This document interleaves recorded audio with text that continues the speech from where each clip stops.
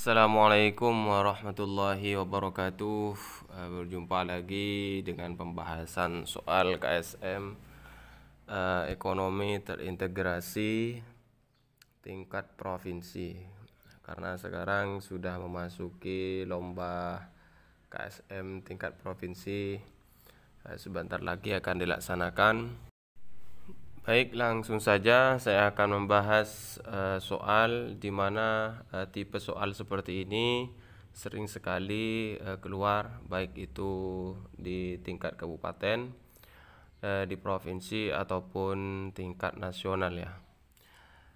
Yang pertama, ini nomor 6. Ibu Rahma berinvestasi membangun pondok pesantren di kota A sebesar 1 miliar pada hari ini dengan bunga 5% per tahun, maka uang itu akan menjadi 1M 50 juta ya, karena 5% dari 1M itu kan 50 juta. Pada waktu 1 tahun ke depan, dalam pandangan ekonomi Islam, investasi yang dilakukan oleh Ibu Rahma tidak dibenarkan karena dalam ekonomi Islam lebih dikenal dengan istilah A. Time value of money, B. Present value, C. Future value, D. Economic value of time. Nah, kalau kita perhatikan dan kita kaji soalnya, di sini ada seorang ibu yang ingin membangun pondok pesantren, akan tetapi caranya itu yaitu dengan berinvestasi di sebuah lembaga keuangan dan ingin memperoleh hasil dengan bunga. Jadi seorang ibu ini ingin memperoleh laba dengan bunga. Nah, apakah tindakan ini dibenarkan apa dilarang di dalam Islam? Yang jelas tindakan ini adalah tindakan yang dilarang karena di dalam ekonomi Islam sistem bunga itu tidak dibenarkan. Sistem bunga itu diharamkan. Namun di dalam sebuah istilah di dalam ekonomi Islam itu disebut dengan apa?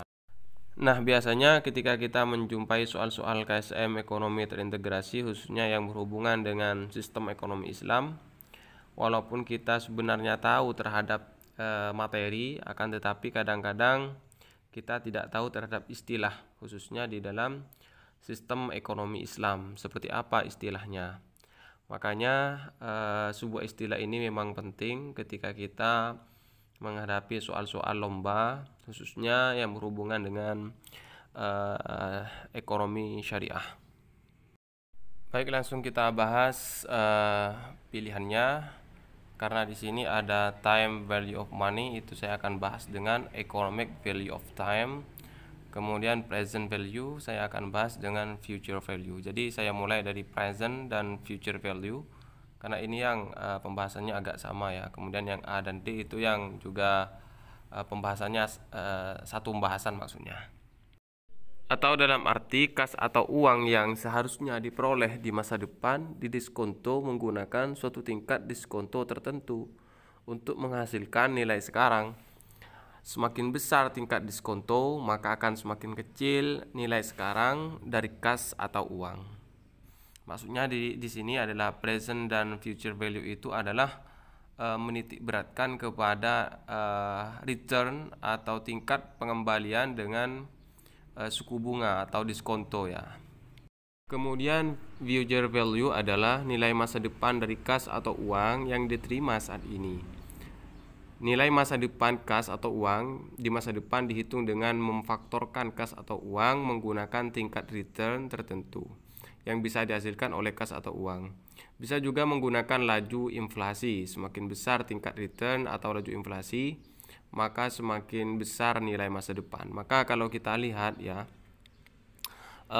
present dan future value ini lebih kepada spekulasi ya, spekulasi dari tingkat return atau tingkat suku bunga ataupun dari laju inflasi. Dan ini sebenarnya tidak sesuai dengan sistem atau prinsip ekonomi Islam. Jadi untuk pilihan B dan C ini tidak sesuai dengan soal yang ditanyakan. Sekarang kita lanjut di A dan D. Time value of money dan economic value of time, di mana kira-kira yang sesuai dengan sistem ekonomi Islam. Baik, saya mulai dari time value of money ya. Jadi time value of money itu adalah uang, ya, nilai uang itu bisa bertambah dengan bertambahnya waktu. Dan prinsip ini, time value of money ini sama dengan bunga atau bisa diaplikasikan dengan sistem bunga. Dikarenakan uang itu bisa bertambah dengan berjalannya waktu. Padahal sebenarnya uang itu tidak punya nilai waktu, akan tetapi waktulah yang memiliki nilai ekonomi, atau di dalam sistem ekonomi Islam disebut dengan economic value of time. Mungkin untuk lebih jelasnya kalian baca ya kalimat ini. Jadi di dalam Islam itu tidak mengenal time value of money, akan tetapi time itu mempunyai economic value jika waktu tersebut dimanfaatkan value dengan menambah faktor produksi yang lain sehingga menjadi kapital, sehingga nanti bisa memperoleh return. Jadi jawaban yang benar dengan soal yang diminta untuk nomor 6 yaitu D, economic value of time. Karena ini yang sesuai dengan konsep Islam. Semoga bisa dipahami ya. Nanti kalau belum paham bisa ketik di kolom komentar. Baik, saya lanjut di pembahasan nomor 8. Bismillahirrahmanirrahim. Nomor 8, konsep uang dalam ekonomi Islam berbeda dengan konsep uang dalam ekonomi konvensional. Dalam ekonomi Islam, konsep uang sangat jelas dan sangat tegas bahwa uang adalah bukan kapital. Sedangkan uang dalam perspektif ekonomi konvensional diartikan secara interchangeability atau bolak-balik. Apa itu? Yaitu uang sebagai uang dan sebagai kapital. Uang bukan sebagai kapital dalam ekonomi Islam disebut titik-titik. Jadi pertanyaannya di sini, dalam sistem ekonomi Islam, uang itu bukan sebagai kapital. Beda dengan sistem mata uang ekonomi konvensional. Jadi kalau dalam sistem ekonomi konvensional itu uang sebagai uang dan sebagai kapital. Sedangkan di dalam sistem ekonomi Islam, uang itu bukan sebagai kapital atau uang bukan sebagai modal. Jadi dalam sistem ekonomi Islam itu disebut apa?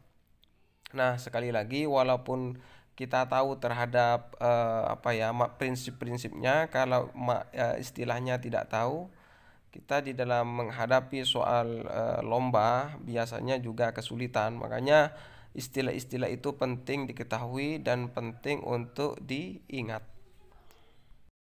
Baik, langsung saya baca pilihan jawabannya. Yang A, flow concept, B, capital stock, C, stock concept, dan D, private goods. Jadi untuk membahas soal-soal seperti ini perlu kita sebenarnya mengetahui konsep-konsepnya ya, biar ketika kita bertemu dengan soal semacam ini kita bisa menyelesaikan dengan cepat dan mudah. Jadi untuk lebih memahami soal seperti ini, saya sudah sediakan materinya di sini, yaitu perbedaan konsep uang dalam ekonomi Islam dan konsep uang di dalam ekonomi konvensional. Mari kita mulai pembahasan yang pertama. Jadi di dalam konsep Islam, uang itu tidak identik dengan modal ya.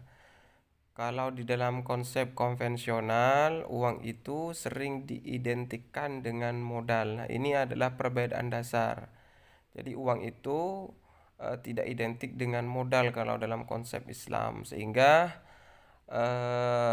akibatnya uang itu adalah untuk public goods ya, untuk public goods.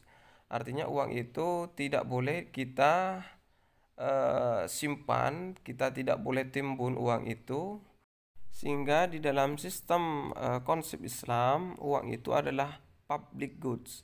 Dalam arti uang itu harus dialirkan. Semakin cepat perputaran uang, maka semakin bagus juga terhadap ekonomi.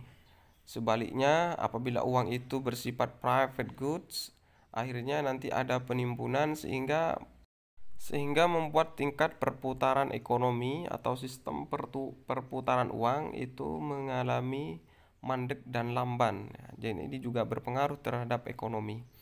Kemudian modal adalah private goods. Jadi di dalam konsep Islam modal itu juga diakui sebagai private goods. Kemudian di sini ada uang adalah flow konsep ya. Jadi di dalam konsep Islam uang itu adalah flow konsep, dalam arti uang itu harus mengalir. Makanya di dalam konsep Islam uang itu adalah flow konsep. Beda dengan sistem konvensional. Kalau dalam konsep konvensional uang itu sebagai stok konsep. Akhirnya uang itu mengendap sehingga uang itu oleh masyarakat tidak bisa dimanfaatkan, dalam arti perputaran uang itu lamban.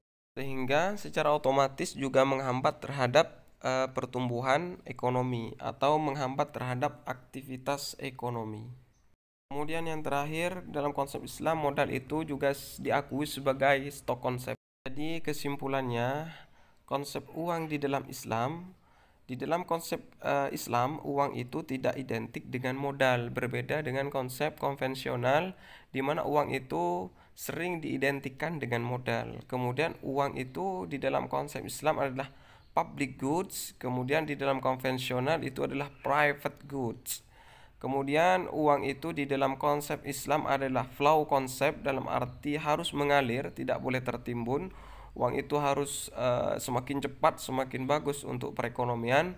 Kemudian di dalam konvensional uang itu adalah stop konsep, sehingga uang itu bisa diperdagangkan atau uang itu adalah sebagai kapital ya. Uang itu bisa juga diartikan sebagai kapital di dalam konvensional, sehingga ini memicu terjadinya yang namanya sistem bunga interest. Tidak ada risiko tetapi kita bisa mendapatkan keuntungan. Makanya di dalam Islam uang sebagai kapital atau uang dijadikan komoditas untuk memperoleh keuntungan dilarang di dalam sistem ekonomi syariah, atau tepatnya di konsep uang di dalam ekonomi Islam. Jadi jawaban yang benar sesuai dengan soal yang diminta, uang bukan sebagai kapital dalam ekonomi Islam disebut dengan A. Flow concept. Karena yang B itu bukan, yang C ini adalah uang sebagai modal, ini juga salah. Kemudian D, uang sebagai private goods, ini juga salah ya. Uang itu bukan private good, tetapi di dalam sistem ekonomi Islam uang adalah public goods. Baik, mungkin sampai di sini dulu pembahasan soal KSM ekonomi terintegrasi tingkat provinsi. Semoga bisa membantu dan semoga bisa bermanfaat. Ingat, kita belajar tentang ekonomi syariah niatkan dengan semata-mata mendekatkan diri kepada Allah Subhanahu wa Ta'ala, dan semoga apa yang kita pelajari khususnya tentang ekonomi syariah bisa menjadi nilai ibadah kepada Allah Subhanahu wa Ta'ala. Oh ya, apabila video ini dikira manfaat oleh kalian, silahkan di-share ke teman-teman kalian agar juga bisa ikut belajar dan bisa juga ikut membumikan ekonomi syariah. Sampai jumpa di video saya selanjutnya.